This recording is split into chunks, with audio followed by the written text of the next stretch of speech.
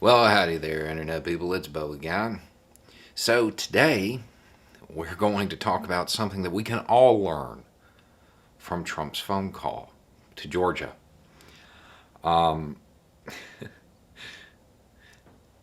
There are moments in that phone call where it certainly sounds like the president believes his own propaganda, believes his own rhetoric. It's something that is common among authoritarians of his ilk. They become so removed, they surround themselves with their most fervent supporters, so they believe their rhetoric is true. And at times it creates humorous situations. There were a few on that phone call. At the same time, it's also dangerous. On that phone call, Trump's talking about a video. And the people from Georgia are like, we can give you the whole video. We can give you the unedited video. I have a link for you. And he's like, no, I have a link for you.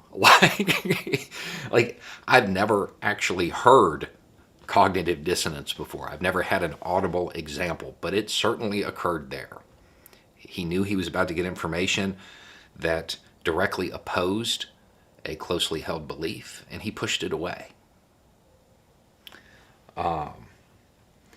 He, because he believes his own rhetoric, because he believes his own propaganda, he has created this entire theory that somehow the Dems rigged it so he lost, while Republicans overall did pretty well. That doesn't even make sense. They're going to go through the trouble of rigging it, but throw the votes for every other race to the Republicans? That would be odd. It seems really unlikely. It seems much more likely George is just not that into him. But because he believes his own rhetoric, believes his own slogans, his own propaganda, he can't accept that. So something that we can all take away from that phone call is to be very conscientious of the slogans and the rhetoric that you allow in your life, and the slogans and rhetoric you use. Because eventually, you may start to believe them.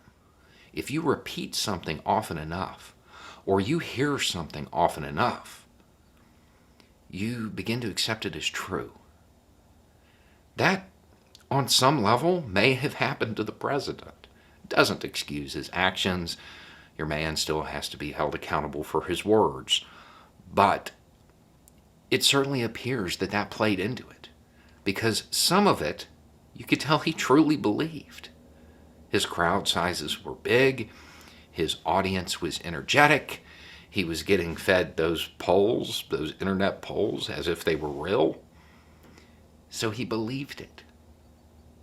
And then the rug got pulled out from underneath him. Be aware of the rhetoric you use. Be aware of the slogans you allow to be said to you repeatedly. Make sure they're positive. Make sure they spur you to action in a positive manner. If you want to be the change you want to see in the world, make sure that you surround yourself with that kind of rhetoric, that kind of slogan. The negative slogans, the negative propaganda, it has a purpose to energize the base. But once they're energized, you have to keep moving. You have to create something with that energy. Otherwise, it turns in on itself. Anyway, it's just a thought. Y'all are ready for the video to end, because words have power. Be careful of the ones you allow in your life. Y'all have a good night.